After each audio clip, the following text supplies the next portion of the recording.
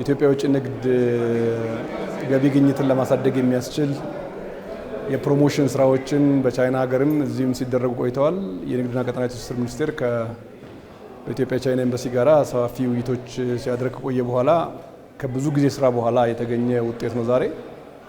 ዛሬ በፊርማ ስነ ስርዓቱ ላይ መመልከት እንደቻላችሁት ወደ 33 የሚጠጉ ኮንትራቶች ወደ 340 ሚሊዮን ዶላር እና ከዛ በላይ ገቢ ሊያስገኝ የሚችል ኮንትራት ነው የተፈረመው።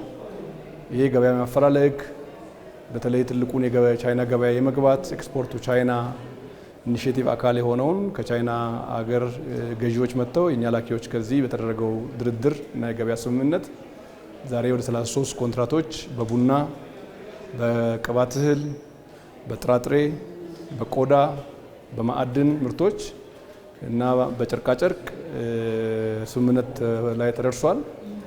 ይሄ በጣም ትልቅ አፈጻጸም ሊባል የሚችል ከቃል የዘለለ ከዚህ ፊት በንግግር ፕሮሞት እናደርጋለን ወጪ ንግድ እንልካለን ወደ ውጪ ከማለት ቃል የዘለለ ነው።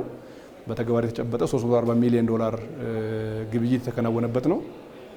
እንግዲህ እንደ መንግስት በዋናነት የኢትዮጵያ ውጪ ንግድ በ2018 11.2 ቢሊዮን ዶላር የደረሰ ቢሆንም በ2019 በጀት ዓመት የያዝነው 13.4 ቢሊዮን ዶላር እና ከዛ በላይ ነው።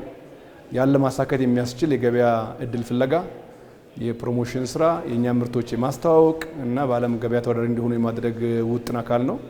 በጣም ትልቅ አፈጻጸምና ውጤት የተገኘበት ነው። 340 ሚሊዮን ዶላር ማለት ቀላል ገበያ አይደለም። ይህንን የማስፋት የማጥለቅ ስራዎች በሚቀጥሉት ጊዜያት በስፋት የሚከናወኑ ነው የሚሆነው።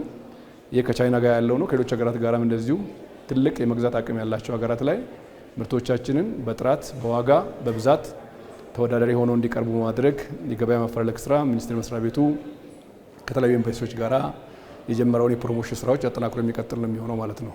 እየሰራን ያለነው የሀገር ውስጥ ምርት ነው። ዛሬ ለመላክ ይህ አይነት ኢኒሼቲቮች እየተከናወኑ ነው ያሉት።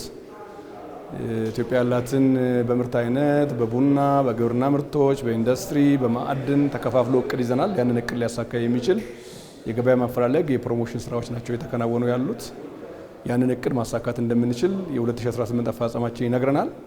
የኛም የማድረግ አቅም የማከናወን አቅም የፕሮሞሽን ገበያ ማስተዋወቅ ገበያ መፈለግ መንግስታዊ ተልዕኮ እየተከናወነ ለመሆኑ ይሄኛው ማሳያ ስለሆነ በዚህ መልኩ ቀጥል ማሳካት እንችላለን ማለት ነው።